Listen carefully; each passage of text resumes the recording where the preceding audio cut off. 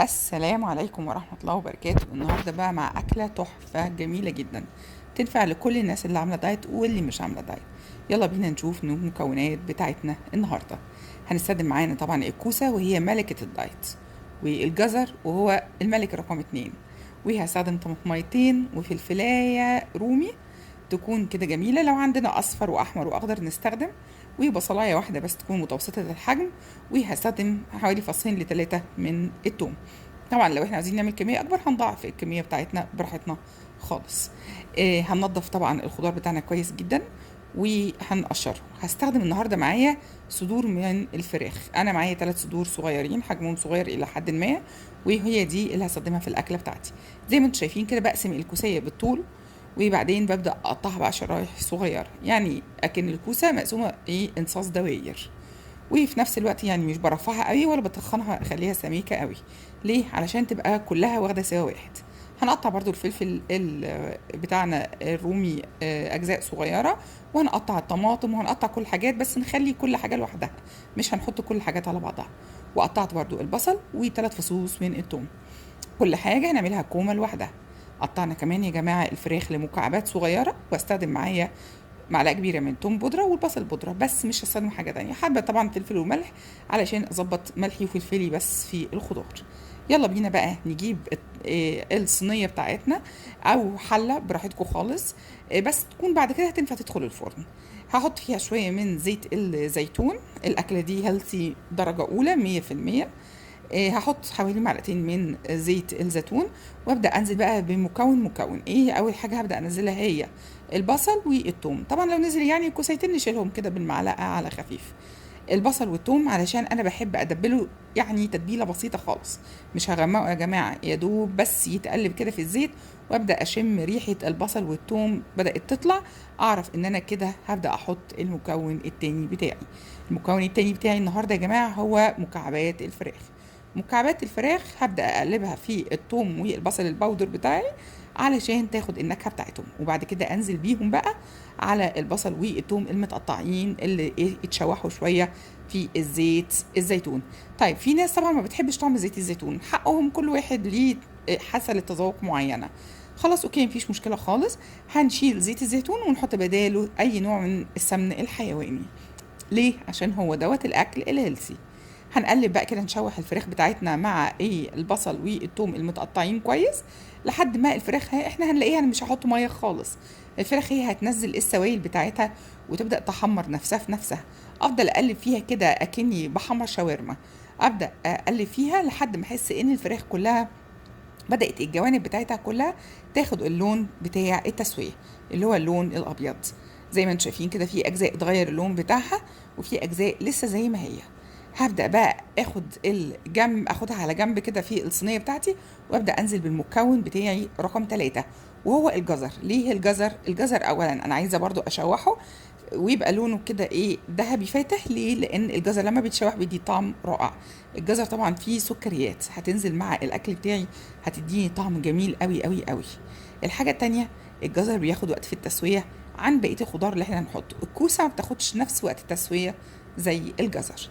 الجزر شوحته كده على جنب تشويحتين، وبعدين قلبته على بقية المكونات بتاعتي، بصل وتوم وقطع مكعبات من اللحمة اللي هي الفراخ بتاعتي، ونقلب كله على بعضه تقليبة حلوة كده. خلاص كده انا قمت بموضوع التقليبه بتاعتي ديت. ابدا بقى اجيب الكتل بتاعي، احط يعني شايفين يا دوب ما كملتش اقل من نص فنجان من الميه، يعني يا دوب كده معلقتين ميه بس.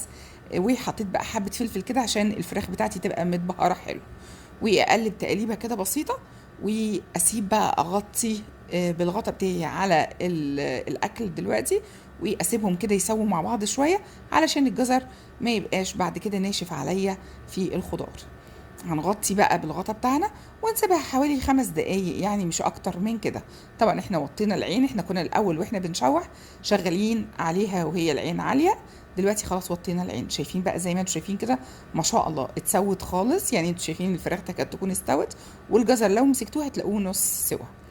كده خلاص، والسوائل بتاعتي اتشربت، هي دي اهم خطوه عشان اقدر احط بقيه الخضار بتاعي، وما يبقاش الخضار ايه يطلع لي في الاخر ملزق او يبقى متكسر كده، يبقى طعمه مش كويس.